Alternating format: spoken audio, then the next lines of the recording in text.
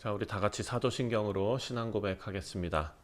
전능하사 천지를 만드신 하나님 아버지를 내가 믿사오며 그 외아들 우리 주 예수 그리스도를 믿사오니 이는 성령으로 잉태하사 동정녀 마리아에게 나시고 본디오 빌라도에게 고난을 받으사 십자가에 못 박혀 죽으시고 장사한 지 사흘 만에 죽은 자 가운데서 다시 살아나시며 하늘에 오르사 전능하신 하나님 우편에 앉아 계시다가 저리로서 산 자와 죽은 자를 심판하러 오시리라.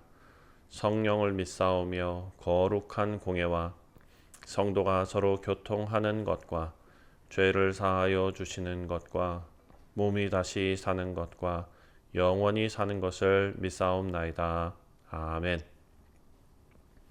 찬송가 96장 예수님은 누구신가 함께 찬송합니다.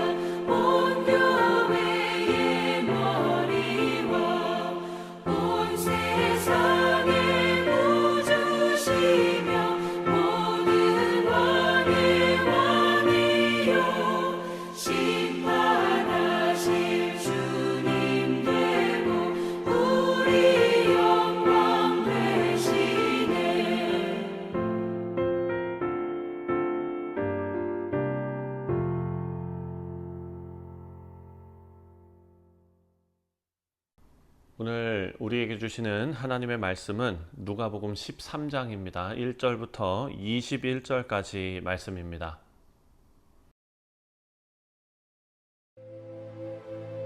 제13장. 그때 마침 두어 사람이 와서 빌라도가 어떤 갈릴리 사람들의 피를 그들의 제물에 섞은 일로 예수께 아뢰니, 너희는 이 갈릴리 사람들이 이같이 해받음으로 다른 모든 갈릴리 사람보다 죄가 더 있는 줄 아느냐? 너희에게 이르노니 아니라. 너희도 만일 회개하지 아니하면 다 이와 같이 망하리라.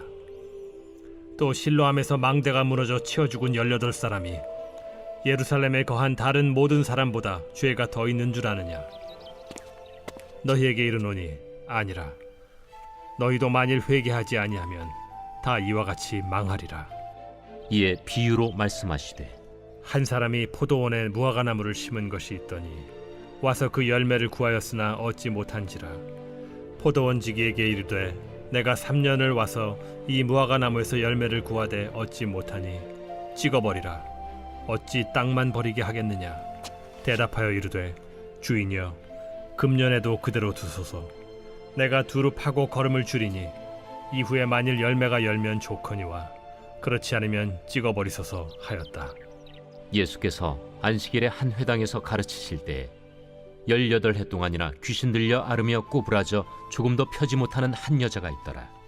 예수께서 보시고 불러 이르시되 여자여, 네가 내 병에서 놓였다.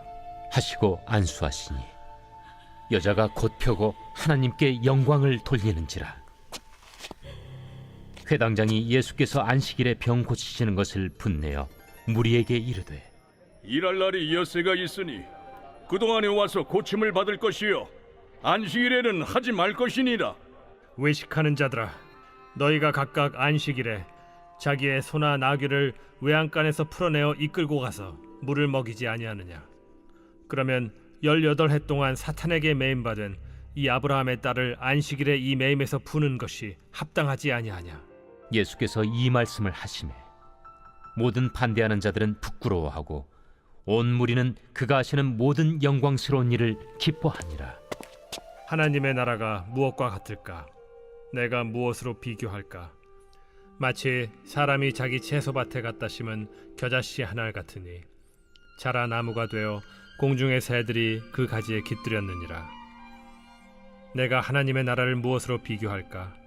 마치 여자가 가루 서말 속에 갖다 넣어 전부 부풀게 한 누룩과 같으니라. 네, 할렐루야. 우리 사랑하는 성도님들, 우리 그리스도인들의 인생에도 고난과 재난, 그리고 예상치 못한 일들이 일어나죠. 세상에 아마 모든 사람들에게 동일하게 이런 일들은 일어나는 것으로 우리가 알고 있습니다. 근데 우리가 이런 일들을 경험할 때 이것이 과연 나의 잘못에 대한 하나님의 심판인가? 아니면은 큰 재난을 당한 사람들은 더 큰 죄를 지었기 때문인가? 이런 상상을 또 이런 질문을 하기도 하죠. 또 오늘 이 본문 말씀을 보면 예수님께서는 당시 사람들이 가지고 있었던 잘못된 인식들, 지금 제가 설명한 재난은 하나님의 심판이다, 이런 결론에 성급하게 이르게 하는 것, 이것을 예수님께서 바로 잡으시면서 진정한 회개가 무엇인지, 그리고 진정한 회개가 어떻게 필요한 것인지, 그것을 하나님 나라의 성장 원리를 통해서 가르쳐주고 계십니다. 자, 먼저 1절부터 5절 말씀은 회개에 대한 말씀인데요. 1절에 그때 마침 두어 사람이 와서 빌라도가 어떤 갈릴리 사람들의 피를 그들의 제물에 섞은 일로 예수께 아뢰니, 이렇게 말합니다. 자, 사람들은요, 빌라도가 갈릴리 사람들을 죽인 사건을 예수님께 말하고 있습니다. 그들은 이 사건이, 지금 빌라도가 갈릴리 사람들을 죽인 이 사건이 그 갈릴리 사람들의 죄 때문에 하나님께서 심판하신 것인지, 이것을 지금 묻고 있는 것입니다. 2절에 대답하여 이르시되 너희는 이 갈릴리 사람들이 이같이 해 받음으로 다른 모든 갈릴리 사람보다 죄가 더 있는 줄 아느냐, 이렇게 물어보십니다. 예수님은 지금 이렇게 해 받은 사람들이 다른 사람들보다 더 큰 죄를 지었기 때문이 아니다라고 알려주시는 것입니다. 여러분, 우리가 살아가면서 겪는 여러 가지 재난과 고난, 이것은 항상 하나님의 직접적인 심판이라고 단정할 수는 없다라는 것을 말씀을 통해서 예수님께서 증명하십니다. 3절에 너희에게 이르노니 아니라 너희도 만일 회개하지 아니하면 다 이와 같이 망하리라. 예수님은 이 사건을 통해서 모든 사람들에게 회개의 필요성을 강조하시는 것입니다. 여러분, 중요한 것은 다른 사람의 죄가 아니라 우리 자신의 죄, 나의 죄를 회개하는 것이 중요한 것이다 라고 말씀하십니다. 4절에 실로암에서 망대가 무너져 치여 죽은 18사람이 예루살렘에 거한 다른 모든 사람보다 죄가 더 있는 줄 아느냐. 자, 실로암 망대가 무너져서 18명이 죽었습니다. 이것도 어떤 특정한 죄 때문이 아니다 라고 말씀하시는 것입니다. 그리고 또 회개를 연결시키시는데 5절에 너희에게 이르노니 아니라 너희도 만일 회개하지 아니하면 다 이와 같이 망하리라. 자, 재난과 죽음은 누구에게나 찾아올 수 있는 것이고 회개하지 않는다면 멸망하게 된다라는 것을 예수님께서 계속해서 말씀하십니다. 우리는 다른 사람들의 죄를 판단하는 것에 많은 에너지를 씁니다. 내 자신을 돌아보는 것보다 판세가 돌아가는 것을 보면서 다른 사람들을 정죄하고 다른 사람들에게 관심을 갖습니다. 하지만 예수님께서 지금 하시는 말씀은 갈릴리에서 해를 받은 사람들, 실로암에서 사고를 당해 죽은 사람들, 저 사람들의 죄가 무엇일까? 저 사람들은 왜 저런 재난을 당했는가? 여기에 신경 쓸 것이 아니라 언제 닥칠지 모르는 죽음 앞에서 우리 자신이 회개를 미루지 말아야 한다라는 것을 강조하고 계십니다. 자, 이제 이어서 열매 맺지 못하는 무화과 나무 비유를 말씀하십니다. 6절부터 9절까지 말씀인데요. 먼저 6절에 이에 비유로 말씀하시되 한 사람이 포도원에 무화과 나무를 심은 것이 있더니 와서 그 열매를 구하였으나 얻지 못한지라. 자, 포도원 주인은 무화과 나무에서 열매를 기대했습니다. 하지만 얻지 못했다라고 말합니다. 여러분, 무화과 나무는 여기에서 이스라엘을 상징합니다. 신앙인의 삶을 대표하는 것이죠. 하나님은 우리의 삶에서 영적인 열매를 기대하십니다.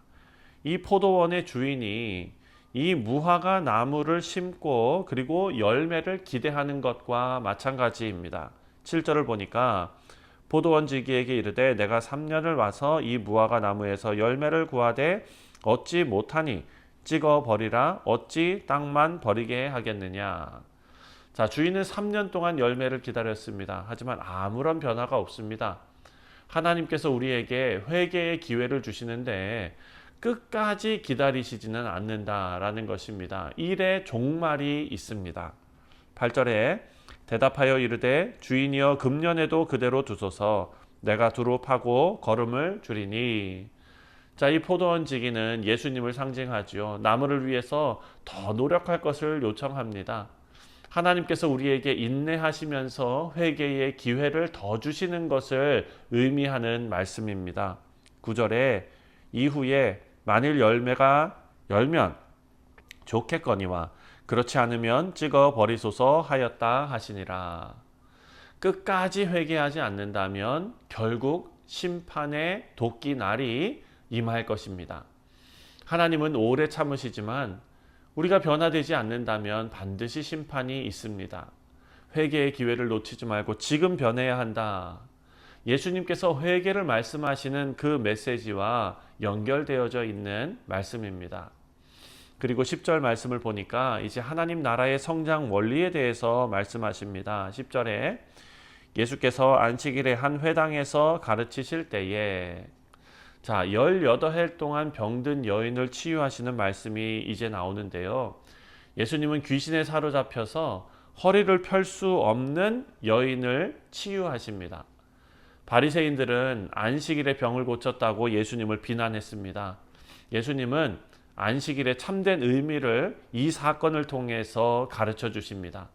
하나님의 나라의 은혜는 언제든지 임하고 율법보다 중요한 것은 사랑과 긍휼이다 라는 메시지를 지금 주시는데요. 19절 말씀에 마치 사람이 자기 채소밭에 갖다 심은 겨자씨 한 알 같으니 자라 나무가 되어 공중의 새들이 그 가지에 깃들었느니라. 겨자씨의 말씀을 하십니다. 자, 겨자씨 비유를 우리가 생각하면은요, 하나님의 나라는 작은 겨자씨처럼 시작되지만 결국 크게 자란다라는 것이죠. 초라해 보이지만 예수님의 사역이 결국 온 세상을 변화시킬 것이다. 그것이 하나님의 나라다. 하나님의 나라는 반드시 자라고 완성이 된다라는 것입니다. 사랑하는 성도님들, 또 이어서 누룩에 대한 비유를 하십니다. 작은 누룩이 온 반죽을 부풀게 합니다. 하나님 나라는 보이지 않게 점점 확장된다라는 것이죠. 하나님 나라는 외적인 크기보다 내적인 변화가 중요하다라는 것을 말씀하십니다. 자, 지금은 작고 보잘것없어 보이지만 하나님 나라는 반드시 성장합니다. 우리는 작은 신앙의 씨앗을 심고 그리고 하나님의 역사하심을 기대해야 한다라는 것을 말씀을 통해 깨닫게 됩니다. 우리 사랑하는 성도님들, 오늘 본문 말씀에서 우리는 세 가지를 생각했습니다. 첫 번째는 회개하고, 두 번째는 열매 맺고, 세 번째 하나님의 나라를 바라보아야 한다라는 것이죠. 여러분, 회개하지 않으면 멸망할 수밖에 없다라는 것을 말씀하시고, 두 번째로 하나님께서 우리에게 인내하시지만 기회는 영원하지 않다라는 것을 말씀하셨습니다. 마지막 세 번째로 하나님의 나라는 작게 시작하지만 반드시 성장하며 완성된다라는 것을 예수님께서 가르쳐 주셨습니다. 우리 사랑하는 성도님들, 오늘 아침에 하나님의 나라가 우리 마음속에서, 우리의 인생 속에서 벌써 시작이 되었고, 또 우리에게 주신 그 천국 소망, 하나님께서 이루실 그 놀라운 나라를 우리가 날마다 소망하면서 하나님 앞에 진정한 회개, 변화의 삶을 살아가는 오늘 하루가 되시기를 주님의 이름으로 축원드립니다. 기도하겠습니다. 하나님 아버지, 감사합니다. 작은 겨자씨처럼, 또한 작은 누룩처럼 아버지, 그렇게 작게 시작했지만 우리의 마음속에 임한 천국이, 또한 주 예수 그리스도께서 다시 오셔서 이루어질 영원한 하나님의 나라가 아버지여 우리 속에 소망으로 자리 잡아 능력으로 나타나게 하여 주시옵소서. 오늘도 우리 삶 가운데 진정한 회개가 있게 하여 주시며, 다른 사람을 바라보며 평가하는 삶을 사는 것이 아니라, 그런 신앙생활이 아니라 나를 돌아보고 내 안에서 역사하시는 하나님의 손길을 바라보는 지혜로운 우리 모두가 되게 하여 주옵소서. 감사드리오며 예수님의 이름으로 간절히 기도하옵나이다. 아멘. 하늘에 계신 우리 아버지여, 이름이 거룩히 여김을 받으시오며 나라가 임하시오며 뜻이 하늘에서 이루어진 것 같이 땅에서도 이루어지이다. 오늘 우리에게 일용할 양식을 주시옵고, 우리가 우리에게 죄 지은 자를 사하여 준 것 같이 우리 죄를 사하여 주시옵고, 우리를 시험에 들게 하지 마시옵고, 다만 악에서 구하시옵소서. 나라와 권세와 영광이 아버지께 영원히 있사옵나이다. 아멘. 네, 사랑하는 성도님들, 오늘 목요일은 우리가 함께 신앙생활하는 교우들을 위해서 기도하는 날입니다. 우리 사랑하는 성도들의 건강을 위해서 기도하시고, 또 사업과 직장과 학업과 가정 위에 하나님의 뜻이 아름답게 펼쳐질 수 있도록 우리가 위해서 함께 기도하겠습니다. 다 같이 기도합니다.